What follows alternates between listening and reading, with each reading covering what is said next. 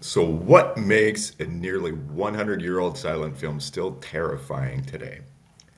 This is kind of an homage to Nosferatu coming out Christmas Day, and what better way to celebrate Christmas than to see a movie about a vampire? But I'm hearkening back because I was a huge Gothic horror fan when I was a kid, and when you look at characters, this is what we want to see, right? How that character's evolved over time. Of course, in 22, it was all silent film, it was all images, a big part of imagery in the Gothic genre. And the answer lies in the character itself, more specifically in how a seminal character like Count Orlok is brought to life. Here you're looking at Max Schreck, and to truly understand the timeless fear that Nosferatu evokes, you have to delve into the groundbreaking portrayal that he had that defined this vampire for generations.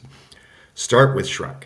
His name is a statement in German. Schreck literally means terror, fright, making his name literally maximum terror. And in F.W. Murnau's 22 silent classic, Schreck delivers this promise. His portrayal of Orlok as becoming the very embodiment of dread and unease, like the suave aristocratic Dracula, popularized later.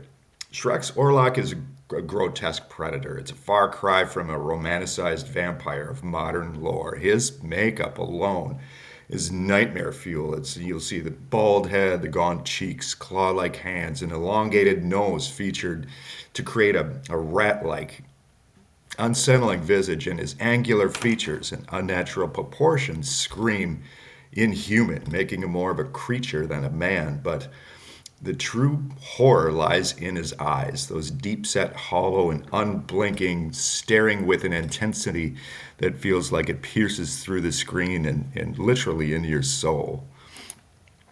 And then there's the shadow. Shrek's shadow became more just as iconic as the character himself. It's a tool of terror that Murnau masterfully wielded. That's through low light, low angle lighting. And Orlok's shadow stretches unnaturally across the walls and the ceilings and the stairs, creeping ahead of him like inescapable omen. Take, for example, one of the film's most chilling moments. This was one of them, that the extended shadow of Orlok climbing the staircase towards Ellen's room. We don't see Orlok physically attack. Instead, we see the claw-like hand, the elongated and distorted hand reaching for the door handle. It's horror through suggestion, not explicit action. It's a suspenseful masterpiece that leaves the rest to the viewer's imagination, which is the key. Even the surrealistic sets and exaggerated, jagged perspectives of Nosferatu seem to conspire with Schreck's portrayal. The distorted buildings and looming structures mirror Orlok's grotesque and angular feature, turning every frame into a living nightmare.